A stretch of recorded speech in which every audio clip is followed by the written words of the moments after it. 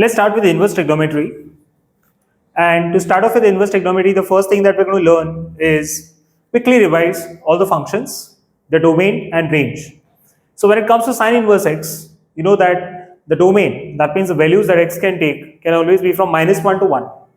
And the range has to be from -π/2 to π/2. When it comes to cos inverse x, the domain can be from -1 to 1, both included. So this bracket means both end values are included, and the range is from 0 to pi.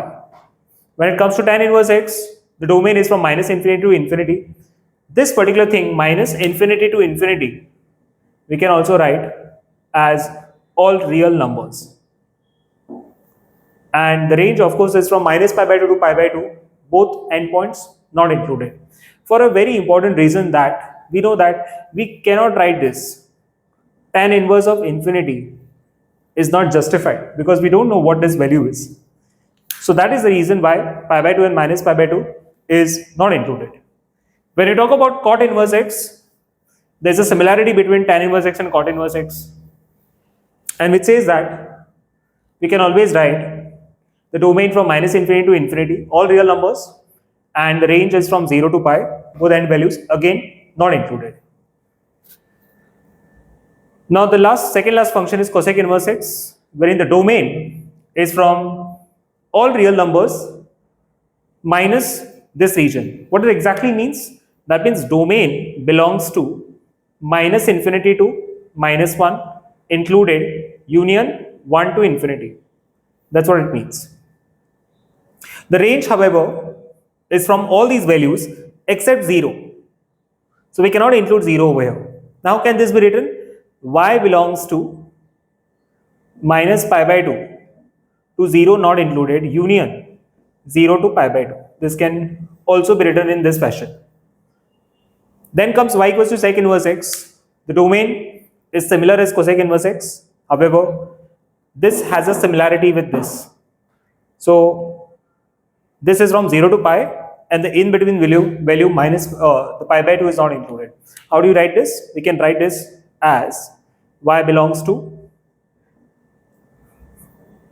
0 to π/2 not included union π/2 to pi. This is what we get. Now why these things are important is because this is a very fundamental of inverse trigonometry, and if you're solving some questions wherein some values are asked and you have to find the requisite angles, then the first thing that you should know is the domain and range of inverse trigonometric functions. So now once we understand this, let's get started with some problems.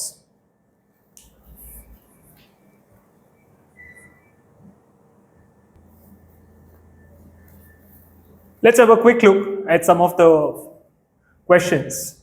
The first one is cos inverse √3/2, which is a straightforward answer. What we can write over here is cos of which angle is √3/2. That's what is asked to us, and we know that it is pi/6, 30 degrees.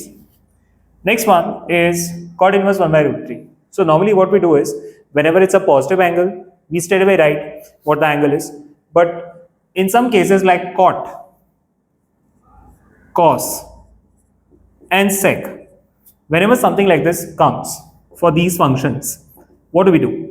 If it's a negative angle, then we know that for any of these functions, if it's a -x which is coming in, for example, it is cos inverse of -x, or cot inverse of -x, or sec inverse of -x, what we're going to do is, we're going to write it as pi minus cos inverse x, and thus get the answer. So similar thing we're going to do over here also, and we know that for a positive angle, this is going to be 60 degrees. So the answer over here is going to be pi minus cot inverse of 1/√3, which is 180 minus 60, 120 degrees. So answer for the second one is going to be 120 degrees, or in terms of radians, we can write it as 2π/3. Then comes cos inverse of -half plus 2 sin inverse of -half. Now this is quite straightforward. For negative angles, we're just going to write the angle as it is. That means we know for that positive angles, suppose it is alpha, negative angles it is -alpha. So sin inverse of half would have been 30 degrees, sin inverse of -half is -30 degrees. So -30 into 2 is -60. So let me write the solution 3 over here.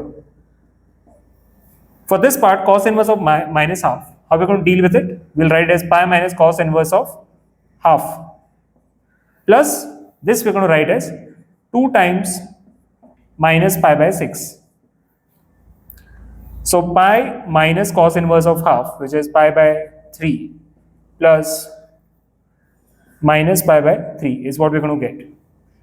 So the final answer that we get for the third one is pi minus 2 pi by 3, which is pi by 3. 60 degrees. For the fourth one, you can clearly see that this angle over here, I can write as minus pi by 6. Now because I've written minus pi by 6, minus into minus will become plus. And internally, so let me solve the fourth one here. The fourth one is going to be sine of pi by 3 minus pi by 6. So ultimately what we get is 60 plus 30, which is 90. Sine 90 is 1. Then comes tan inverse minus 1 by root 3, which I know is going to be minus pi by 6. This I know is pi by 3. And this sine of minus pi by 2. Sine of minus pi by 2 is minus 1. Tan inverse of minus 1 is going to be minus pi by 4. So the answer that we get over here is going to be pi by 6 minus pi by 4, which is going to be 15 degrees. 15 degrees. You can of course convert it into radians and write it. That's not an issue. I think these many problems have given you a very basic idea about how to deal with such kind of questions. Let's go to the next step now.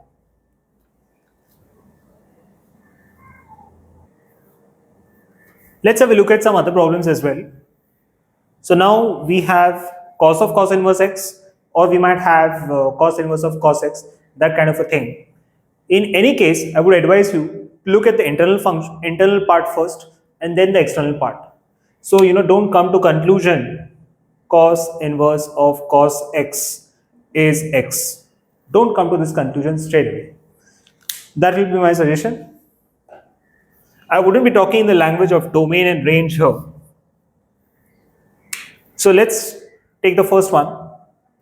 The first one says is pretty straight because that's lying in the domain. The cos inverse half is naturally what's going to come out is pi by 3. So cos inverse half is pi by 3, and cos of pi by 3 is of course half. So this is a straightforward answer. Then comes the second one, wherein this time around I can't write sine inverse of sine x as x straight away, because 2 pi by 3 is something which is not lying in the domain of this function sine inverse x, because I'm sorry, I should be talking about range.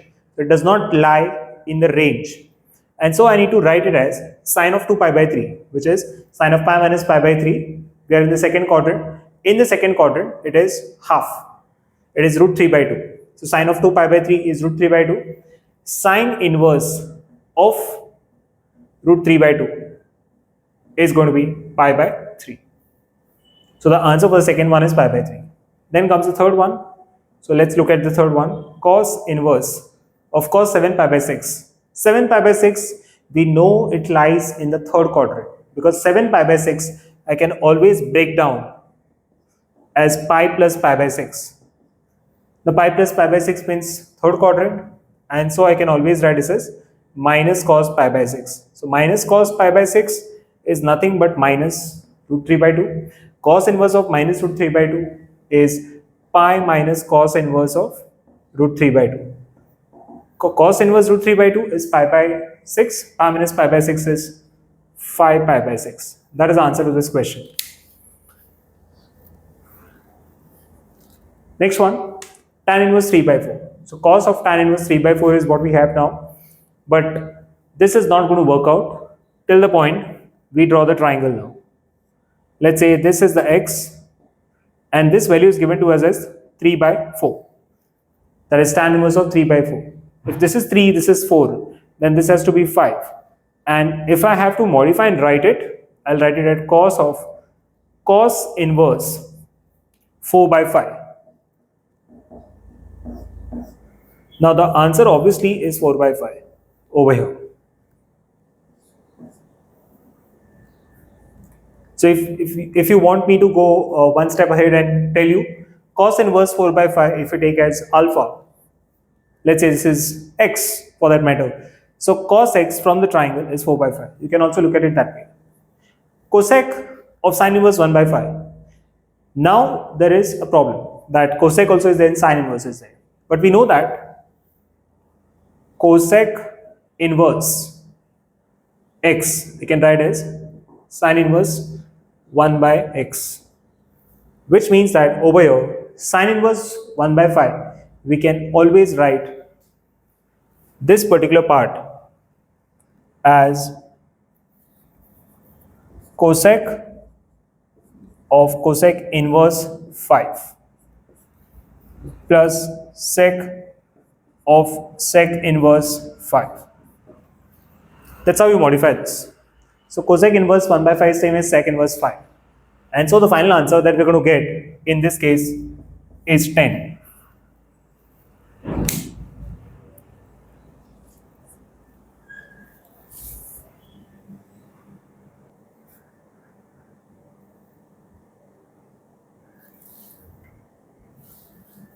Let's have a look at these questions. Okay, here is just mentioned that this cos inverse x is lying between 0 to pi. It might not be visible on the screen, but here it's just the basic information that's given about the range of the function. That sine inverse x is lying in its own range, cos inverse x has this range. That's it. Now let's look at the first problem. Now we know that to handle these questions, you would require a few more results, which you already know. The first one is sine inverse x plus cos inverse x is pi by 2. The second one is cosec inverse x plus sec inverse x is pi by 2. And then finally, cot inverse x plus tan inverse x is going to be pi by 2, provided x is following the conditions that it should be. Now normally, when it comes to board exam, all these conditions are followed and we can directly apply the results. Now let's look at the first question. Cot of tan inverse p plus cot inverse p. So tan inverse p plus cot inverse p is anyway pi by 2. Cot of pi by 2 is going to be 0. Question number 2 says that cos of this is what is asked at x equals to 1 by 5, given that these functions are following their original range. So what we do is, first of all, I can clearly see one thing that, when I come to the evaluation of this part, I can just break it up as cos inverse x plus cos inverse x plus sin inverse x. So cos inverse x plus sin inverse x, anyway, this particular thing is pi by 2. So internally what I'm going to get over here is pi by 2 plus cos inverse x. So pi by 2 plus cos inverse x. Cos of this thing, cos of pi by 2 plus theta is going to be minus sine theta. This is always true. So this is like pi by 2 plus theta. Cos of pi by 2 plus theta means second quadrant, in which it will get converted to sine and become minus sine of cos inverse x. Now when you talk about this thing, minus sine of cos inverse x, if I have to write this in the form of sine, then what I would do is draw a small triangle. Cos inverse x, when I look at this is going to be x by 1, and the third side naturally is 1 minus x square. So we can write this same thing over here as minus sine of sine inverse of root over of 1 minus x square. And now I can for sure say that this is going to be root over of 1 minus x square with a negative sign. This is the value of the function. Put x equals to 1 by 5. What are we going to get? 1 minus 1 by 25, which is going to be minus root 24 by 5. If you want to most simplify it and write it, you can always factorize and write. So 24, it's going to be 2 12s are, 2 6s are, 2 3s are, 3 1s are. So 2 root 6 is what we're going to get. Final answer you can write it as minus 2 root 6 by 5. That should be the answer of this question. Let's go to the next ones.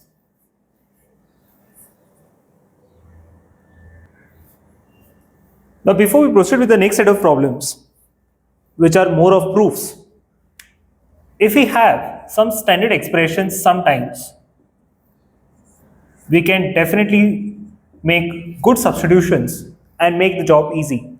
For example, if you have an expression like this or this, what we can do is, we'd like to take a similar one. Instead of this, let us take a square plus x square. If you have this kind of a expression coming in the problem, what we can do is, we can take x equals to, in this case, we can take x equals to tan theta, because ultimately you have to see the outcome. What will happen is, if you put x equals to tan theta over here, it will be 1 plus tan square theta, which is sec square theta, and root sec square theta will be sec theta. So it will simplify the expression a lot. What will happen over here? We can definitely put x equals to a tan theta. You can see the outcome for yourself. What will happen is, this will become x equals to a tan theta, a square plus a square tan square theta. The outcome is going to be a sec theta. So this is one kind of expression. The second kind of expression obviously is going to be root over of 1 minus x square and root over of a square minus x square. What we can do in this case is, we can say that x equals to cos theta or sin theta, both should work. And similarly, if it's this kind of an expression, we can have a cos theta or a sin theta. You can try doing it by yourself. In either way, you're the output. If you put this, you're going to get the output as sin theta, and vice versa. If you put the input here as a cos theta, the output is going to be a sin theta. Now the next type, and which is very important, is going to be something of this sort: 1 minus x square by 1 plus x square. Or we can have something like this: 1 plus x square by 1 minus x square. We can also have an expression like 1 plus x square plus minus 1 minus x square.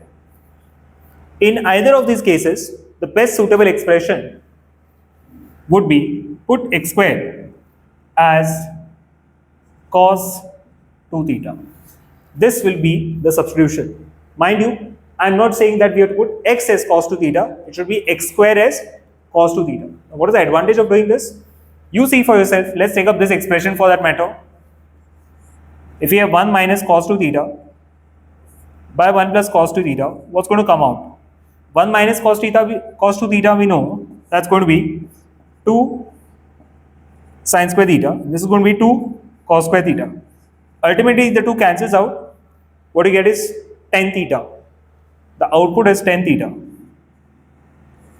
Likewise, you can try in the following expressions what you get. I'm pretty sure you'll understand when you try by yourself. A similar variation can happen now in these expressions, where instead of the first one, you might have a square minus x square by a square plus x square. We can have this, or we can have something like a square plus x square, a square minus x square. We can also have the expression a square plus x square plus minus a square minus x square. So instead, over here, it's not going to be just cos 2 theta. The substitution is going to be a cos 2 theta.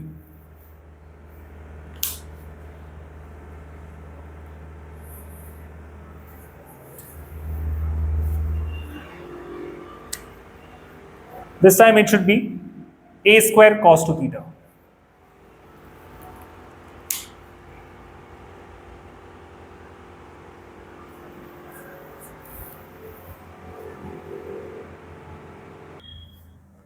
Let's also have some important, let's have some discussion on the trigonometric identities also, which are very important. The first one is sin 2 theta is 2 sin theta cos theta. This is something that we know. cos 2 theta, we would have 4 formulas now, and one of them over here applicable would be 2 tan theta by 1 plus tan square theta. If you have to write sin 2 theta in the form of 10, then it would be this. Cos 2 theta, however, would be 2 cos square theta minus 1. We can also write this as 1 minus 2 sin square theta. We can also write this as cos square theta minus sin square theta. And the last one, of course, is 1 minus tan square theta by 1 plus tan square theta. Then finally, we also have the expression for tan 2 theta. We can always write as 2 tan theta by 1 minus tan square theta. Divide this by this, that is sin 2 theta by cos 2 theta, we would get tan 2 theta. Then comes sin 3 theta, which is also important in inverse trigonometry. So this can be written as 3 sin theta minus 4 sin cube theta. Then comes cos 3 theta, which would be written as 4 cos cube theta minus 3 cos theta. And then finally it's tan 3 theta, which also I expect you to remember. This is given as 3 tan theta minus tan cube theta by 1 minus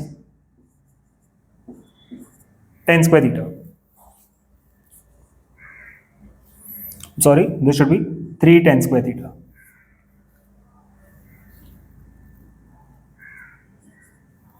Tan theta minus tan cube theta by 1 minus 3 tan square theta. So these are some of the formulae that you should know apart from the basic knowledge of trigonometry.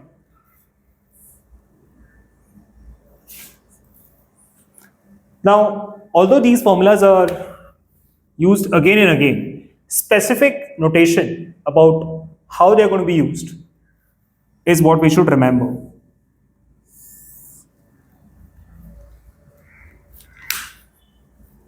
Let me just rub this and write the important expressions. So what we should remember is 1 plus cos 2 theta is 2 cos square theta, and 1 minus cos 2 theta is 2 sin square theta. Now, another variation that you should remember is, if this becomes 2 theta, instead of 2 theta it is theta, then this will be theta by 2. If this becomes theta, this will be theta by 2. That is called half angle conversion. And if it is 1 plus sin 2 theta, you should also understand that we can write this in the following way. This one I can write as cos square theta plus sin square theta, and this is nothing but 2 sin theta cos theta. Ultimately what happens is, this is like a square, b square and 2ab. It's a perfect square. So we can always write this as cos theta plus sin theta the whole square. And this one, if there's a minus variation, then we can always write it as cos theta minus sin theta the whole square. Now this often comes in trigonometry, inverse trigonometry. So it's preferable if you remember all these conversions.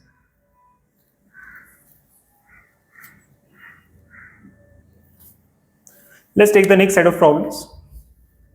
Prove that. This is something that all of you will know. Tan inverse 2 by 11 plus tan inverse 7 by 24 is equal to tan inverse of half. This is what is asked. Now the formula that we are going to use over here is tan inverse x plus tan inverse y, which is nothing but tan inverse of x plus y by 1 minus xy.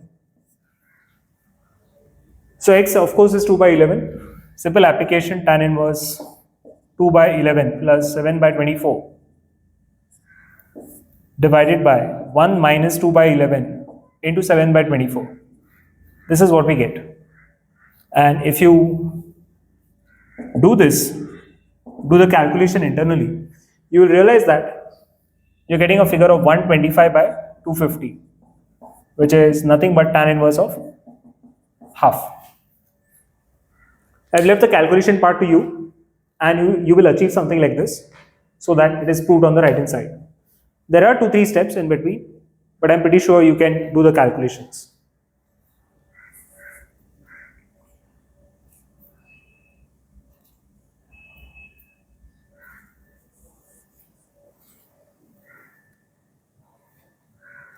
Let's take up another question. This time we have got something like this: tan sine inverse 3 by 5 and cot inverse 3 by 2.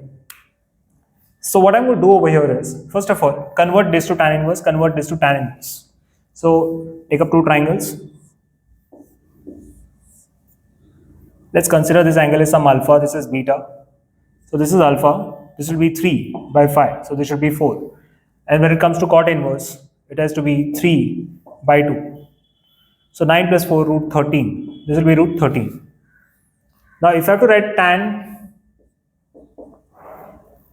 inverse alpha from here, that should be 3 by 4. And if I want to write tan inverse beta, that should be 2 by 3 naturally. Of course, this kind of conversion is not required here because tan and cot inverse are reciprocals. So now let's write the next format: tan inverse 3 by 4 plus tan inverse 2 by 3. If you go by this formula, tan inverse 3 by 4 plus 2 by 3 by 1 minus 3 by 4 into 2 by 3 is what we'll get. So overall 9 plus 8, that's going to be 17 by 4 into 3. Let me keep it like this: 12 minus 6, 6 by 4 into 3. This and this is going to cancel. There is a tan inverse outside. We can write this in this fashion. So ultimately the answer, tan of tan inverse 17 by 6. Final output is 17 by 6.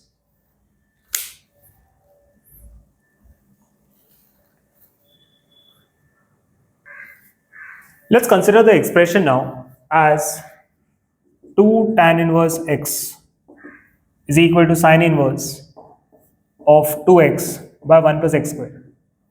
How does this come? Consider sine 2 theta is equal to 2 tan theta by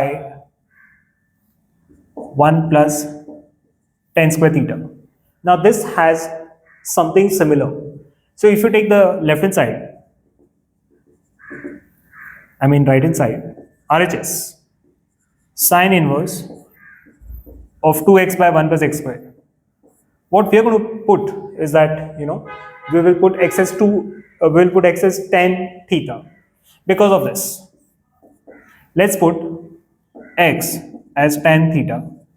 If I put that, this is going to be sine inverse 2 tan theta by 1 plus tan square theta is what we will get. This internal expression is nothing but sine 2 theta. So sine inverse sine 2 theta.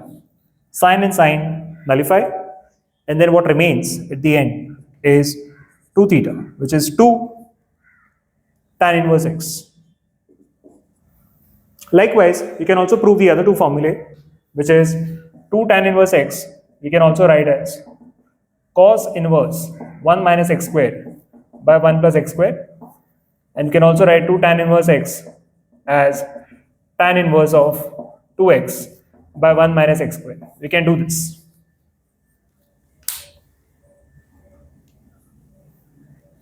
Let's take some questions on this.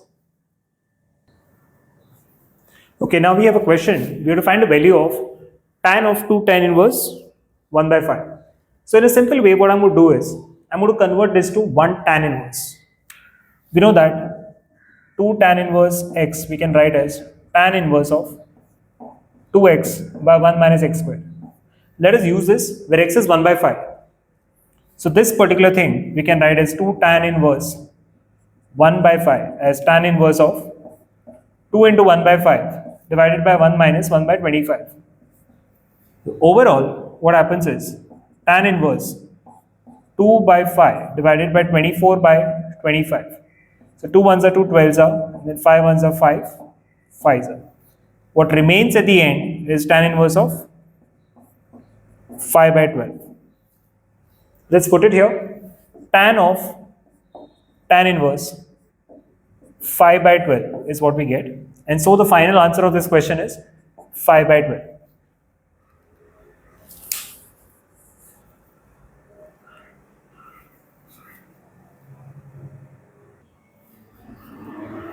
Let's do this problem. So by the given formulas, we know that I can definitely write this as 2 tan inverse x, and we can write this as 2 tan inverse y. We know that already. So now, can we simplify this further? Definitely yes. Take this 2 out and 2.5 will cancel out. What we actually have is this tan of tan inverse x plus tan inverse y. What I can now write is this, I can write in a combined format, tan inverse of x plus y by 1 minus xy is what I can do. And further, tan and tan inverse nullify. Final output that we're going to get is x plus pi by 1 minus xy. That is the answer of this question.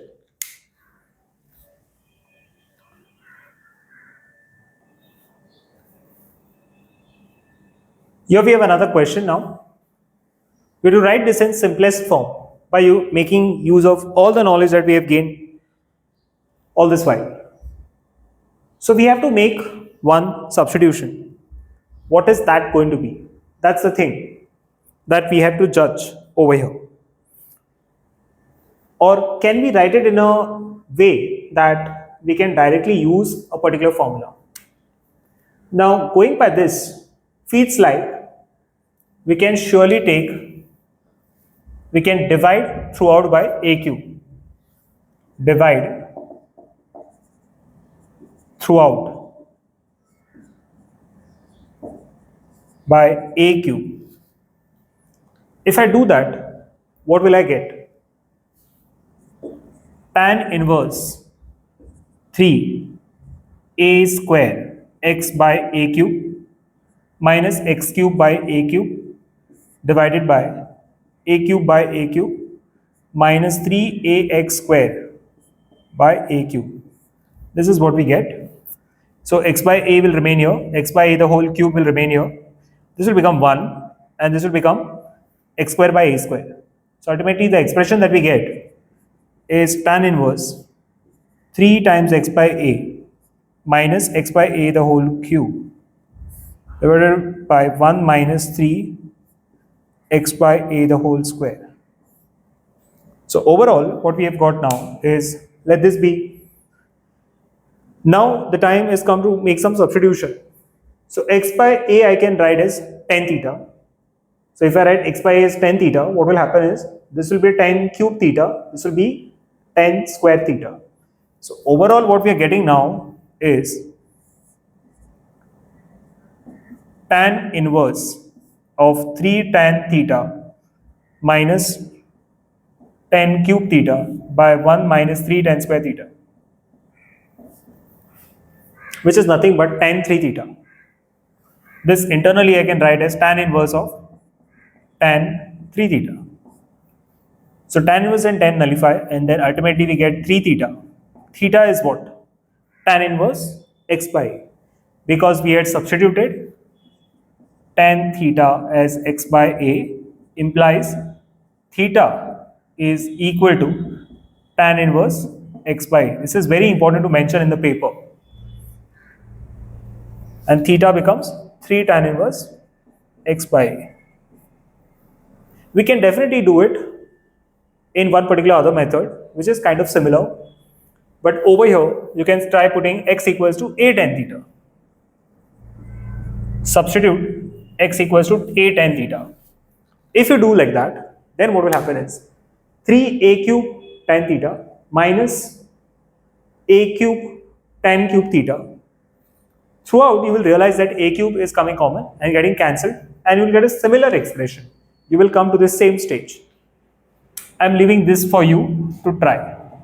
This method you have to try.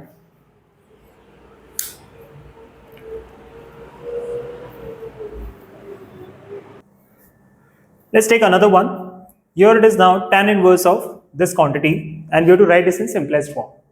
So going by all the formulae that I gave you earlier, seems like the best possible expression that I can write here is x equals to a cos theta. This is a substitution that I have to make. What will happen is, if I put x equals to a cos theta here, a square minus a square cos square theta, which will be a square sin square theta.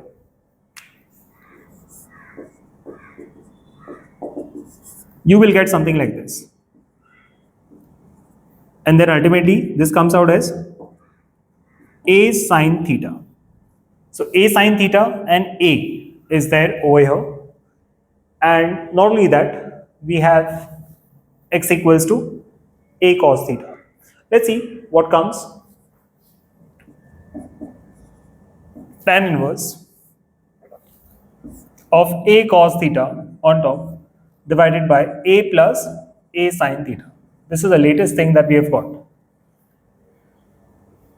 Now what to do such that things will become simplified?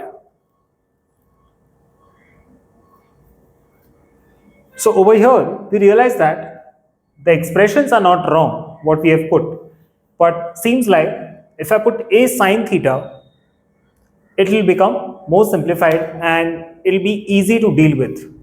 So let's try it out. Rather, I would suggest you, let's go for a sine 2 theta for a reason. Let's do it and see what exactly happens. So if I put x equals to a sine 2 theta, what will happen? We'll get something like this, a square sine square 2 theta. And a comes out, a cos 2 theta will remain. This expression will get simplified further. So a cos a sine 2 theta on top. And here at the bottom, you're going to get a plus a cos 2 theta.